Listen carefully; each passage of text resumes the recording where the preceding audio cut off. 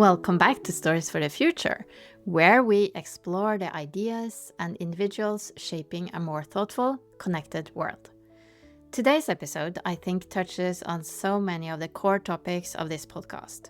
It's about empathy, diplomacy, and impact. And it's about bridge building. I'm sure that you have heard me mentioning that word many times before. My guest is Morgan DeNicola, Executive Director of the DeNicola Family Foundation. Her journey from elementary education to international diplomacy is so fascinating and inspiring, and I think she has some really valuable insights to share about what it takes to build bridges across political, cultural, and personal divides. Not with force, but with curiosity, humor, and respect. We also talk about burnout in the philanthropic world, what animals can teach us about connection, and why listening is often more valuable than speaking. Morgan is a true bridge builder, and I know that you are going to enjoy this. Morgan, first things first, where in the world are you joining us from? I am in Philadelphia, Pennsylvania, in the United States. Right. And so then to follow up on that, on the topic that we will talk about a lot today, diplomacy and bridge building. How are things these days? if you see what I mean. Yes. Things are rough. Yeah. But at least there are conversations around curiosity to try to mend. You can tell from all sides. I don't like to say both sides because there are some people who are like in the middle, to the left, to the right. Um, it seems like for the most part, a lot of people want to mend a lot of these preconceived notions and the extreme um, thoughts kind of going on all sides. So it's at least people are willing to start having these conversations with one another.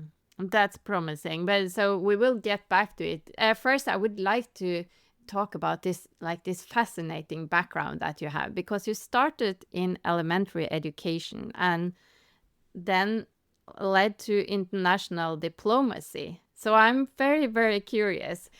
Why did you leave the classroom and how did that transition happen?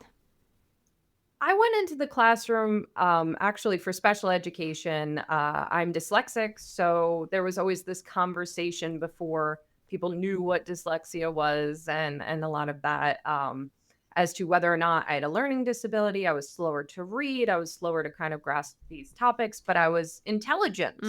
And I noticed that there were a lot of children out there that have incredible intelligence, but just have difficulty expressing it and kind of keeping up with a lot of what other students were doing. So I wanted to be the teacher that could identify these kids that just needed a little extra help or that extra kind of guidance to help them really come to their full potential.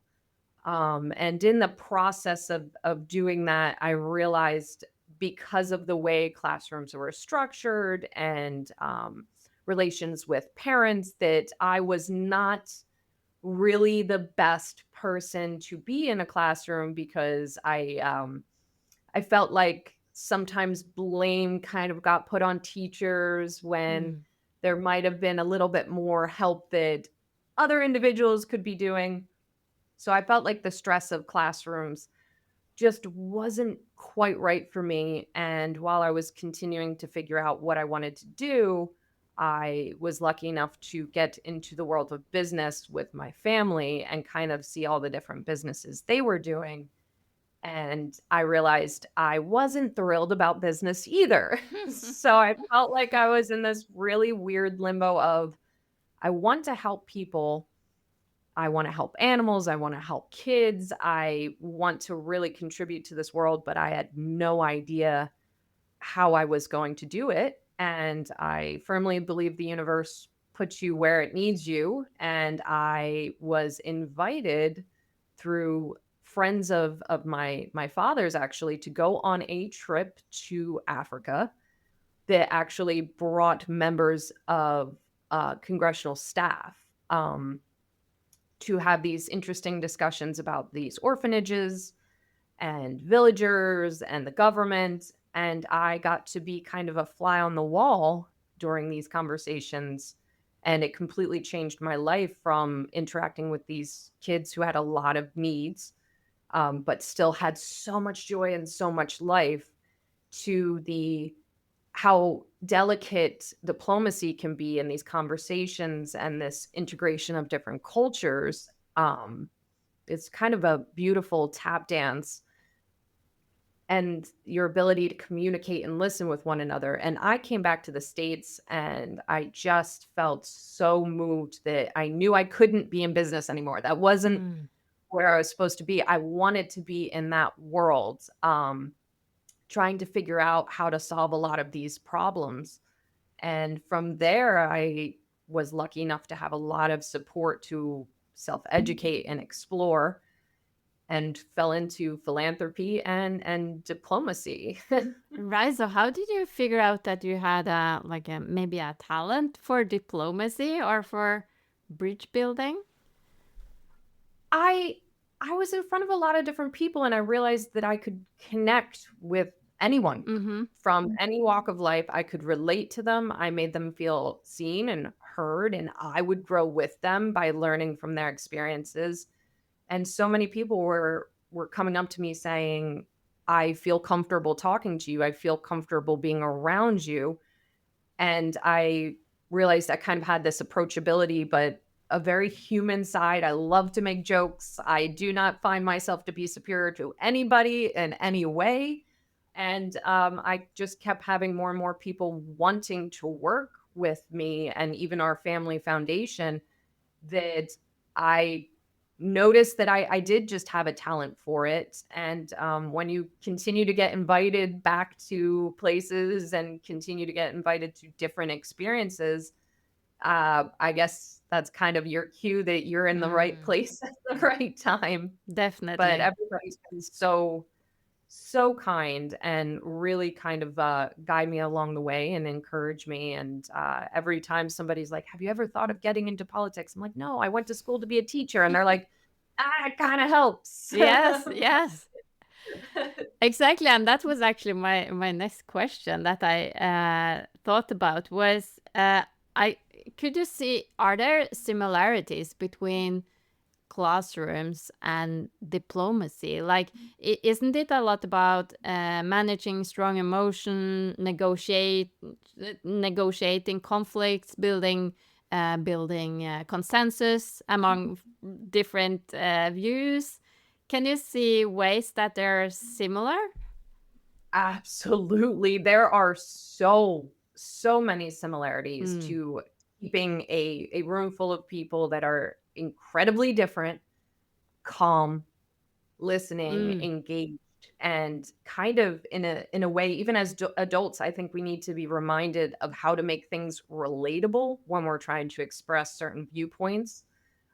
So it kind of being that reminder of, is there a way for you to express this or show where your roots are in this idea that makes it easier for somebody else to see and understand, and to continue that growth and education even as we get older, and yeah. kind of telling people that just by listening to somebody and being in a room and being empathetic doesn't mean you have to agree. I think that you have to remind people that being civil, being diplomatic, being able to listen and relate to people doesn't mean you have to necessarily agree with Mm, them. It's this respect and this willingness to learn from one another. yes. So it's very similar to being in a classroom. I guess just, you're working with adults rather than children, but and I'm not saying these, incredible human beings are in any way like children, but I think we all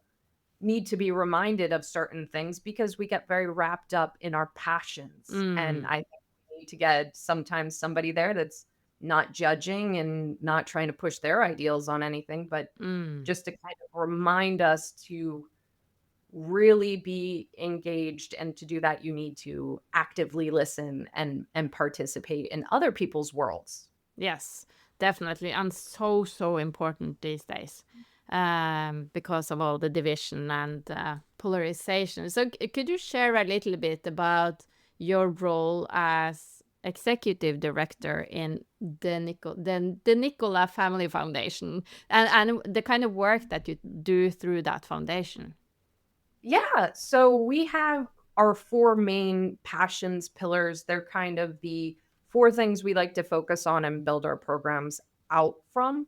And one is global health. So we've done a mobile medical van with that orphanage, actually, bringing basic medical care to all the villages those kids come from Mm. to create that positive relationship between the orphanage and where those kids come from. Where was this again? Is this in Lesotho? Yes. Yes, Yes. right. So, Exactly. it's a wonderful program that we've done. We've done so many other programs with the American Thoracic Society, a lot of local hospitals here. We believe that health makes us have the ability to be productive members of society. Health Mm. is kind of everything from our physical health to what we eat to our mental health. Mm. It's all very important. So from there, we go to conservation. We've planted trees, dug fresh water wells in different parts of the world because a healthy world makes us healthy people and again helps us contribute to Mm. society. And then we have humanitarian recognition. We have an award that we give out to American football players that contribute to their communities that are really active in giving back, but it's also front staff, coaches to kind of recognize and encourage that continuation of giving back to wherever it is they come from.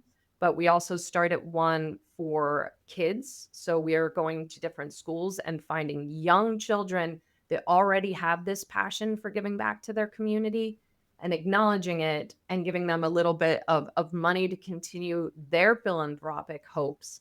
We think that recognizing and amplifying doing good helps to continue people and encourage people to continue to do good. And then finally, it's diplomacy, especially cultural diplomacy. Mm-hmm. We think spreading these rich cultures that we all have helps us grow, helps us understand one another, and really gives us this allowance of learning our likes and our dislikes. If we don't expose ourselves to all these things, there's going to be misconceptions. We won't really know what we like, what we dislike. Mm. And it allows you to kind of, again, get back to the roots of why people are the way they are. Yeah. There definitely are cultural reasons that we all feel the way we do and are the way we are. So with that cultural diplomacy, we're able to kind of make the world a little bit more accessible to everybody. Mm. And my job is to come up with a lot of these programs on a global platform. And then I work very closely with my coworker, Natalie, who does a lot of the grassroots local programs, but we do them together. And those are kind of our pillars and it's me and Natalie, and then we have our board that approve any very large programs that we're trying to get done. So that is our day-to-day operations. Right. So interesting. And so many areas. It's quite a wide range. Yeah. Yeah. We couldn't figure out what we wanted to do, and since we're a Yeah. multi-generational foundation and our family is so diverse, even getting down to those four pillars where it was a Yeah. struggle. Yes, I can see that. But going into the, because I can see this maybe connected to many of the pillars, but going back to the bridge building, because like this podcast as well, I come from the I think I shared with you the world of oil and gas, and I've worked a lot on trying to build the bridges between that world and the more like the future focused sustainability world and bubble, and get people to actually talk and listen, not the least. Um, but it's hard. It's often hard. I find it often that we kind of just hit this wall in a way. We get into this argument wars. And so my question is, when you're in a room with people from very different, maybe political or cultural backgrounds or industry backgrounds. What's your first move? How do you begin to build that bridge? Do you have any kind of hot tips? I I do. When I first am in a room, especially, well, one, I do my due diligence. I do all of my digging, kind of social medias, all of that to see Beforehand, like, yeah, yeah. beforehand. Yeah, to kind of just get a feel for what this individual likes, Mm, and that's kind of beyond just their stances, but yeah. like who they are as people, I Mm, think is very important. And then I kind of come in as a clean slate. I love to say this. I put all of my preconceived notions, all of my views in the back seat, and I come at it completely clear. right. And I think this is very important because it allows you to be approachable and really allows you to listen. Mm, And so I come in there asking general questions, really coming from a place of respect and not.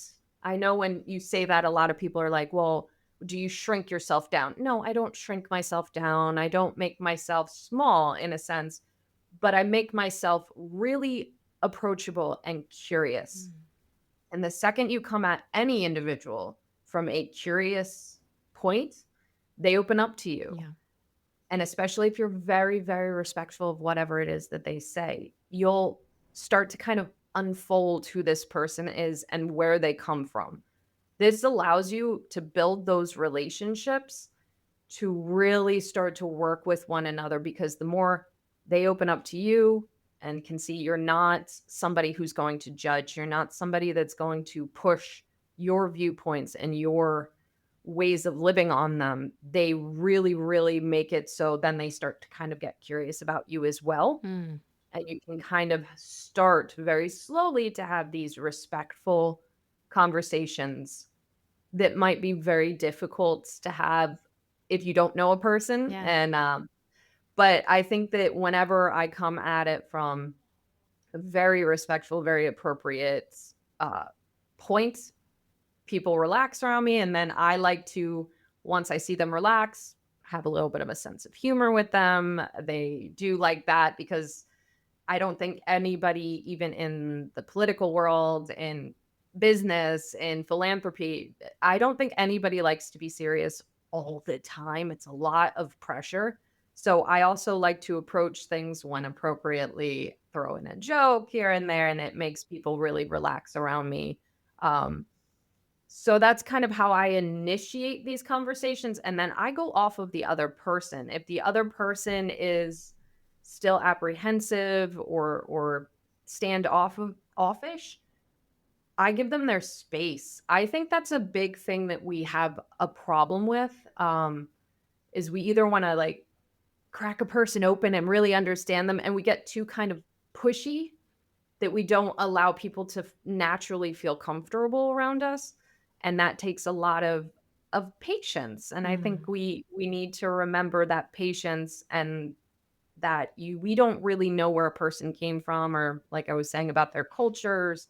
So you really need to be calm, approachable, patient, mm, and really be able to read the other person, and the only way you can do that is to really listen and pay attention. Because I think that's another mistake we make is we don't do active listening. We listen yeah. for our opportunity to speak Yes. rather than listening to really hear what a person is trying to say to us. Yeah. And that's such a great thing to have the ability to do. I know we love to talk and, make our stance known, Mm, but I think there's so much power in really having yourself be a person that listens mm, and gets it. mm. That's really your power play, I like to say. Yes.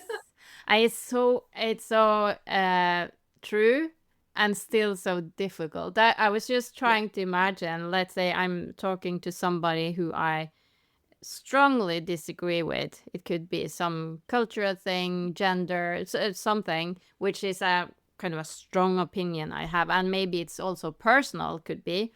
And then listening to them, I can see myself, just as you said, that I have this constant spinning thoughts in my head while they are talking. How am I going to reply to this, and how am I going to defend my views?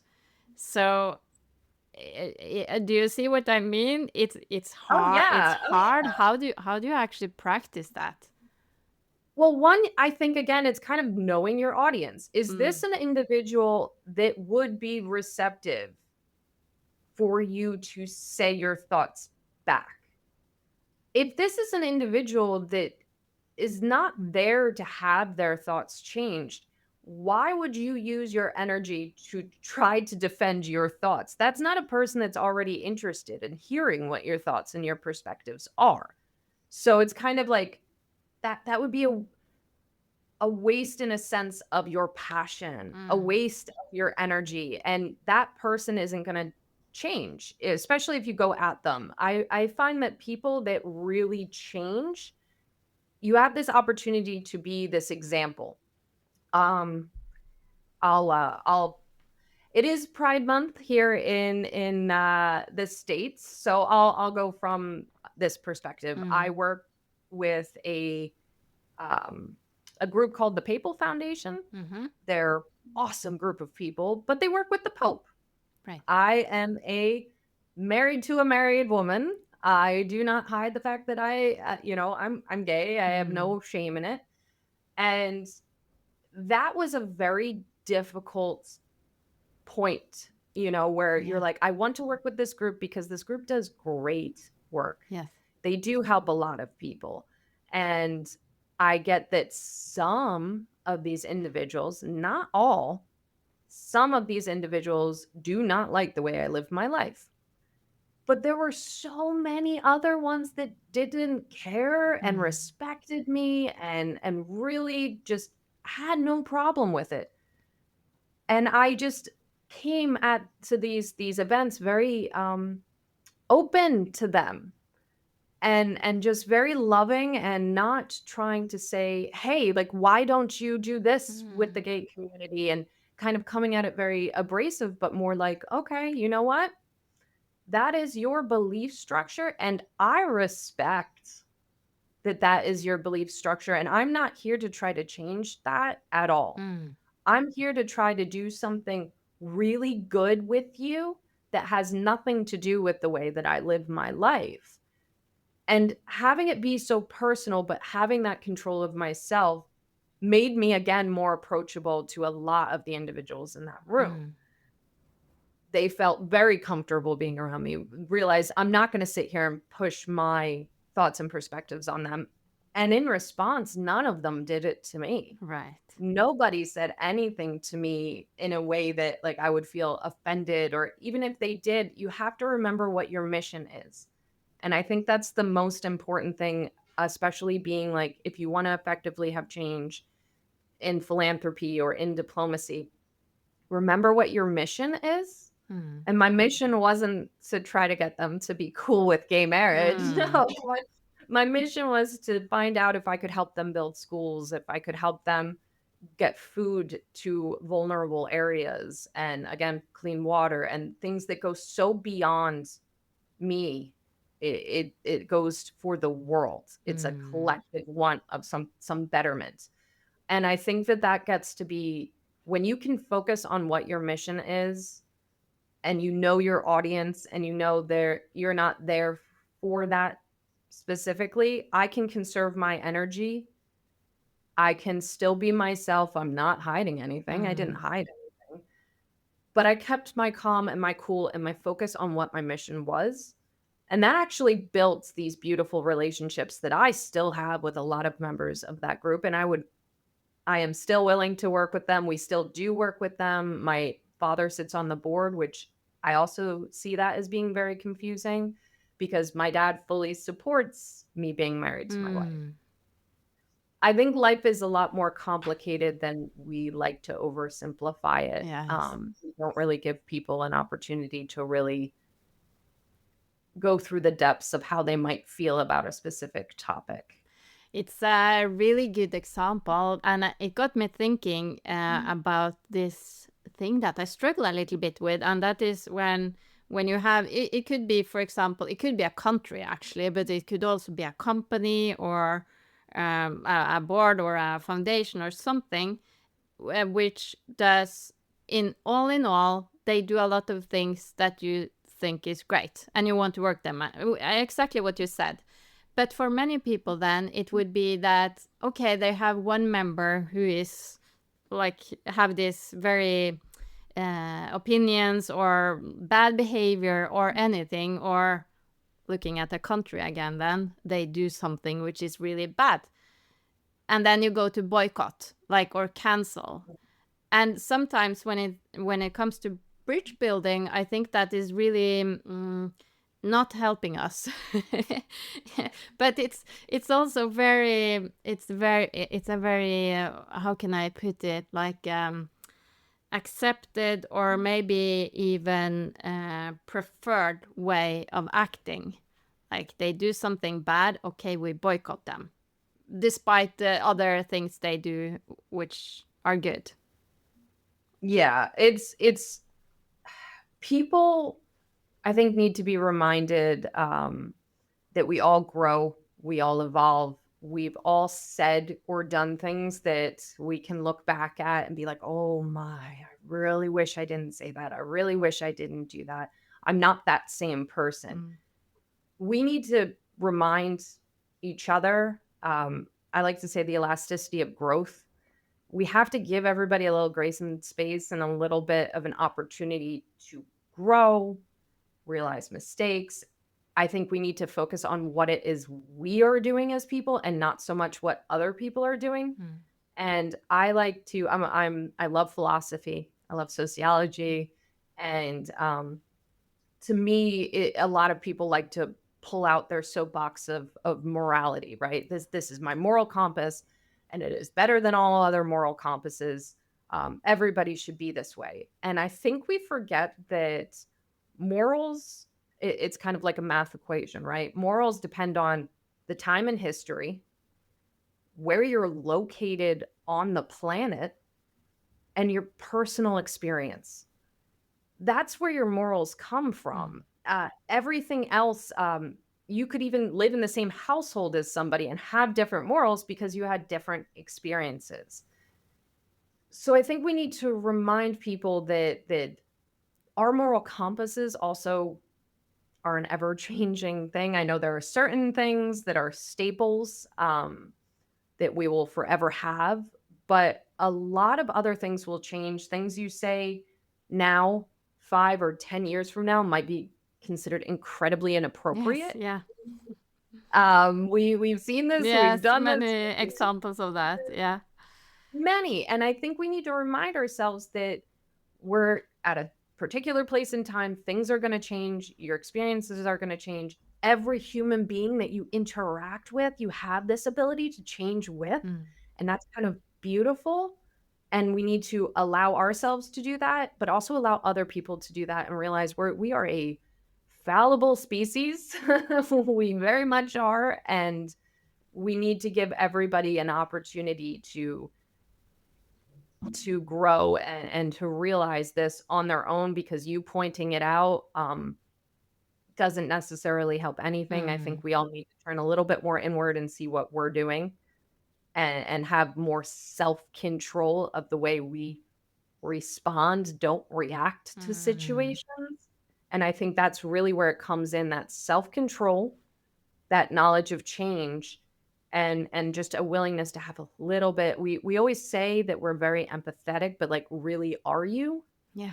Do you Yes. truly have empathy and compassion? Yeah. Because if you do, that has to be also for the people that you do not agree with. You Yeah. have to have empathy and compassion, Mm. especially if you're yelling at somebody for not having empathy and compassion. Mm. I think we need to do a lot more of that reflection on what it is we're doing. And in terms of the whole boycotting and canceling, I don't think people realize that that can affect a lot more people, not just that one person. And in terms of like donating or doing business Mm. or working with individuals, it's again, sometimes people make those mistakes, and a lot more people are involved in that. And is there a single person on this planet you're going to agree with 100% of the time? Mm. Not one. No. Not one. Mm. Your best friends, your family, your partners, there's going to always be a time where you disagree with these people, and sometimes quite passionately disagree Mm. with these other people, but it's a lot easier to find things that you agree with, and you won't lose your temper, and you won't feel so much emotional fatigue if you start to create those bridges and Yeah. find ways to build those bridges and contribute. It's so much more soul filling to contribute to people's lives than to try to take from them Mm. because you feel like they're not living it right. Yes. Yes, so true. Yeah. I would like to touch on another aspect of your work that might seem separate, but I suspect it's connected still, and that is your board role with the Elmwood Zoo. Because conservation and the conservation work that fits into kind of the broader range with the Family Foundation, but still also conservation and wildlife can Mhm. sometimes create common ground between people coming from very different worlds and different perspectives. Again, like the bridge. Have you seen that? Yes. Oh, yes. I absolutely love the Elmwood Park Zoo, mostly because they are an education. A lot of people think zoos, prisons for animals. No. Mm, Um, they are very much based on educating everybody that comes in there on how to decrease their carbon footprint, how to mm, recycle, how to use water different ways, and how to protect these species of animals. mm. We do a lot of breed to release programs for animals that are becoming endangered. Because our animals have so much enrichment that our animals tend to breed very, very quickly, and that's a sign of happiness. If Yeah. animals are breeding, they're happy. So we've had so much success for our breed to release programs, and just being able to bring that joy and that education to children and adults alike is just so beautiful because like you said, we can all agree that we only have one world, and a lot of us like animals more than people. Yes, yeah. So we can make those connections of the different animals we like, and programs to try to protect them and try to Mm, educate. And zoo people, especially Elmwood Zoo people, are their own type of people. They are just so sweet, so joyous, so happy to be there. And I absolutely feel like they're another family for me, and their passion for trying to save these animals is mm. something that cannot be paralleled, to be honest. Yeah, and I was thinking about like topics, for instance, climate change or sustainability can often be very polarized, Mhm. but agreeing on that we want to take care of this species or this particular animal is maybe a lot easier to agree on often. And educating also because some of these habitats are getting smaller and Yes. not, for multitude of different reasons, having that education of if you were to engage with some of these species because they are moving closer to our worlds and our neighborhoods and things like that. So I think again it's also like a survival thing that's not Mm, political. If you're in this part of the world, you might encounter one of these animals, and to be educated about it and have that connection and that respect for it helps you respect yourself, mm, helps you respect your world around you. And like you said, it's not political. mm, It's something that's so real, and that needs to be addressed beyond how you feel about zoos. Um, so it's definitely something that allows you to cross borders, to mm, cross, political views. Everybody, for the most part, can agree when an animal, or a species is in critical, um, danger. yeah. So, Yes. Exactly. So I started asking you about how it was going, and you said it's rough. So I saw that you shared about this idea of how mental health is affected by philanthropy and causes, a swinging pendulum, you call it. So Yes. I think this is very relevant to many of my listeners who are trying to do meaningful work without burning out, as many do. So, can you share a little bit about this pendulum concept? What does this swinging look like? Look like, yeah. So a lot of us go into philanthropy and charity because we love helping people. Yeah. We love, or animals, or whatever it is specific. We love to help. Helping's in our DNA. Mm, So we kind of get super happy that we're helping people. That's the pendulum swinging one way, feel mm, really fulfilled. And then you kind of have it start to swing the other way when you see that it's a never ending task, yes. no matter what it is. If Yeah. it's you love to feed people, there are always going to be people that need to be fed, Mm, educate. It doesn't really matter what your niche is in terms of giving back to your communities.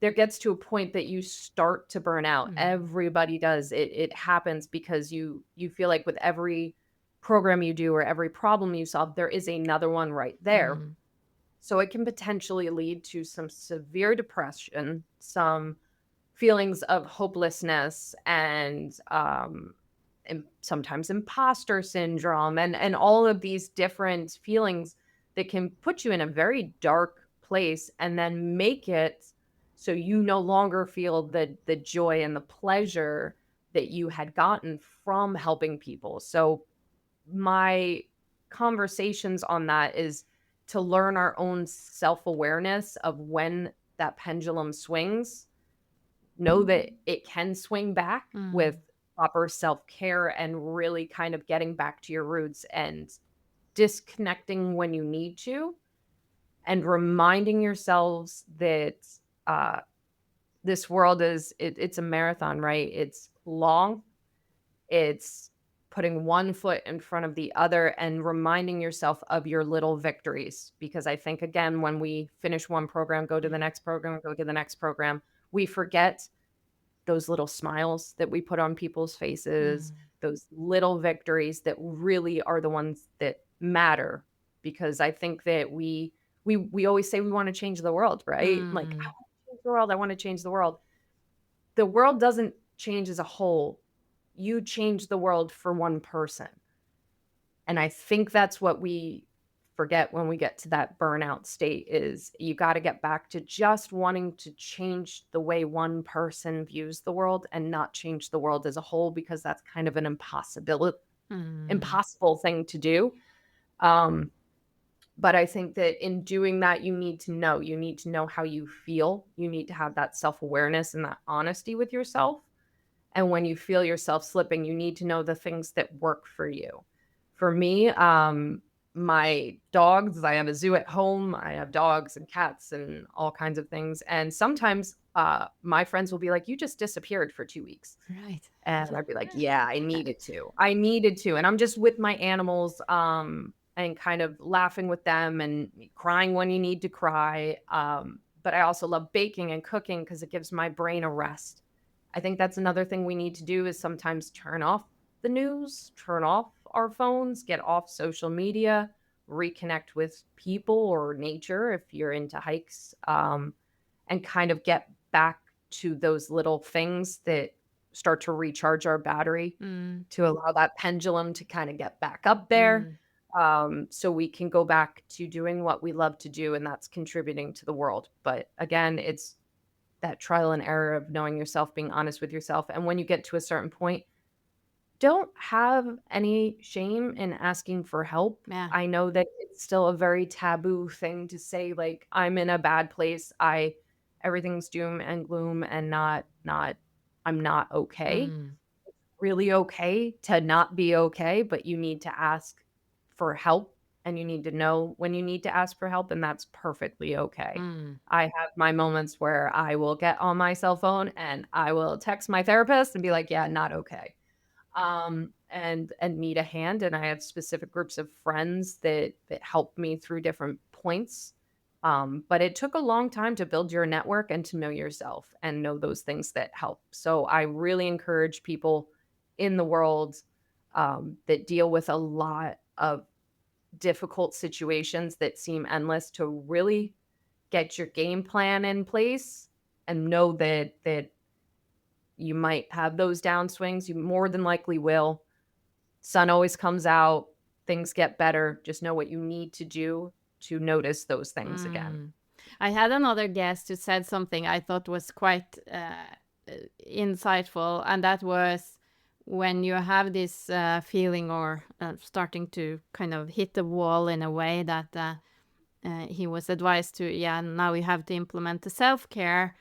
And he said, I want to be cared for. So mutual care is also something. So I guess knowing your network and who you can ask for help is also really important. It's not always enough to just take care of yourself. You need somebody to lean on as well. You don't have to do it alone. Human interaction Yes. is so necessary, even when we don't like people. Yeah. I always like to say that, like, I'm in the job of being around people, and there are times I don't like people. Mm. It happens, and that's okay.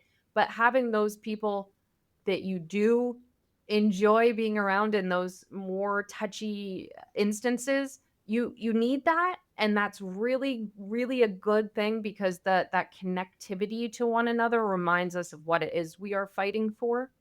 So it's definitely knowing your network and Mm. who's the best to call depending on where you're at in the Yes. situation. Don't hesitate to do it. I know we feel good sometimes to be alone, but if you're alone for too long, you it's not healthy. It's Mm. not a good thing to do. So yeah, it's knowing thyself and knowing your group of your people. Yes. True. So to zoom out a little bit, we mentioned that the four focus areas of the foundation is world health, humanitarian recognition, conservation, and cultural diplomacy. So it's a big range, as you said. But is there a thread for you and kind of a big why behind it for your from your side? Like you said that you would like to help people and animals, but kind of the big why. Have you thought about that? What connects it Uh, all? it's is all connected because these are all things that we need. Mm, I think we need recognition. All of us as human beings need recognition. I know some of us hate to say it, but we do. yes. It helps encourage us to continue to give, to continue to be active members of society. So that's a need. Conservation, we need our environment. Mm, Again, that is a need. Health, our health is a need. And diplomacy, if we are not able to think, diplomacy is in every aspect of our life. If we are in business, you need to be diplomatic. yeah. You need to be able to work with your coworkers. Are you in a relationship? You need to be diplomatic in a Mm, relationship. You need to be diplomatic with your family. It goes so beyond everybody immediately goes to politics and forgets being diplomatic in your day-to-day life is so important in everything that you do. Um, and it gives us again that allowance to have our ability to interact with people who are different than us. mm, So I feel like all of these pillars are necessities for us as people to thrive and be global citizens, and that's why they are connected because I think they all make us the best versions of ourselves to contribute to the progress of the world around us. mm. You mentioned And then there, sorry, you mentioned there global citizens. I think that is so important, and I think it's a difficult one because like we shouldn't fly too much. We should be careful with all the travel, you know, because it's hurting the environment. But Mhm. how do you see that? Because the world, in some ways, you can see that many countries are kind of like isolating, and it kind of seems we're working against that at this point in time. So how to prevent that from happening, that we kind of just keep to ourselves? I think it's the reminder of the benefits. You even see it in a lot of. I know there's the argument about having students from around the world Yes, and for even in the instance. United States, and I think we need to kind of go back and look at the history of wherever we're from, Yes. and all of the influences, every positive progression as societies that we've had have somehow come from our ability to cross borders and Mm. listen to one another and interact with one another. It's really fine to have pride. I honestly I love living in the United States. I have pride in the United States. I know many people in America that are wonderful people, Yes. but I also absolutely love going to different places in the world because you grow, you learn, you bring that back, you incorporate it into your day to day, and you make then a better version of yourself. Mm. We've done this. We need to go back to learning history Mm. again. And every like large success that we've had, it hasn't been because we've had closed borders and just focused on ourselves. It's always been that absorbing. It's kind of like Darwin and learning from one another and learning the best techniques of survival. If you only have a sample group that is so tiny, your survival isn't going to be that great. Mm. If your sample are huge and you are just learning and absorbing from everybody else's lessons around you and their experiences around you, your survival and success is going to just explode. This isn't a complex thought. This is like critical thinking. Yes. Yeah. And it's been proven in business, it's been proven in philanthropy, it's been proven throughout the course, like I said, of every country's history. So I think that again, it's going back, it's really being real with ourselves and thinking about, even if we want to get selfish about it, even our own personal success. Don't you want to be the best version of yourself Mm. and the most successful version of yourself? Well, then why not take a lesson from every single person you engage with? You may never come across an issue where you need to use that example. I did a podcast the other day and I said it's kind of like picture your life, you're a mechanic, and every person you meet hands you a tool. And you have this giant garage. You can decide not to take those tools from every single person you meet, or you can decide to take those tools. Now, you could say, I'm never going to use this, or you could just put it in your garage. And then any situation that comes along, you'll have a tool Yeah. to solve potentially that situation. So why wouldn't you take those tools? Why wouldn't you learn? Why wouldn't you absorb it? Um, I get the idea of I might not need it, but you might. Yes. I would love to meet the person who is able to 100% predict everything that I give me your number, call Mm. me. But as far as my experience and everybody that I've been blessed to kind of learn from, you really don't know what you're going to come up against. You really don't know situations. So why not learn from one another and grow and have that benefit? And for you Yeah. to be a teacher, I think that's, isn't that such an honor for you to be able to change somebody's perspective or teach Mm. them about something they might not have thought Mm. about? It's an opportunity for you as well to really get your ideas and Mm. your thoughts and your experiences out there. So that's why I believe in that, being a global citizen. I believe in that, just being a sponge for anything and Mm. everything, because it really does help you be the best Mm. you. So true. Yeah. Oh, I couldn't agree more. It's yeah, thank you for that. That was really inspirational. I have to say, yeah. So, um that brings me actually to my final question. What gives you optimism for the future right now? And where are you seeing hope? Oh, optimism. Yeah. I still have optimism in every person that I meet. especially the younger generation has so much fire in them. Yeah. And I think that that's a beautiful thing that we forget, is to have that hope and that fire, and know that there can be more. I have actually a bunch of nieces and nephews, but my brother has two kids. I'm an honorary aunt to so many, and every time I'm with them, and they range in age up to almost teenagers, they always inspire me because they're curious, Mm. they're compassionate, and they want to learn, they want to contribute, and I think that that's something that's beautiful that we need to hang on to. And like I said, anytime I've been lucky enough to lend somebody a hand and they've smiled and felt seen and felt heard and felt cared about, that gives me hope. That fills me with love. Mm. And I think that if we all just did that a little bit more, we would be filled with more love and Mm. more hope. So if I like to say, if you can't find anything beautiful, be something beautiful. Yes. Yeah. Thank you for that. And I agree. And for me, with this podcast, it's so valuable to be reminded of all the people doing great work in the world. There's so many. And if somebody needs a cure for, I don't know, apathy or feeling down about the world, just start a podcast. Meet so many great Yes, people. I love that.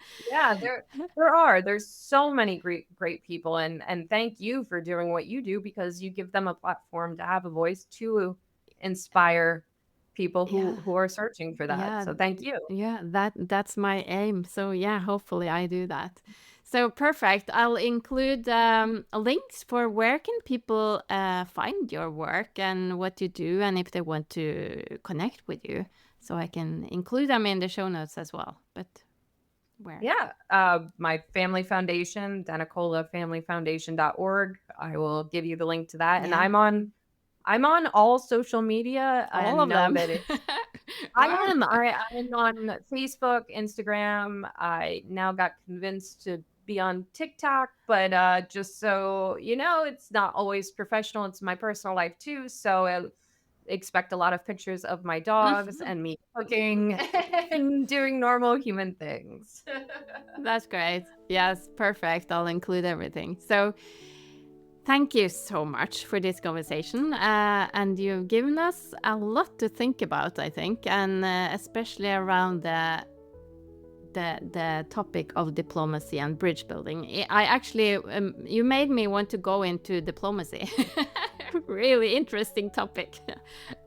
Come on, we Yeah. need more diplomats. We need more people who are willing to be empathetic and listen. So come on, come on over. Yeah. Maybe I will. Thank you so much for your time. Thank you. Yes, thank you.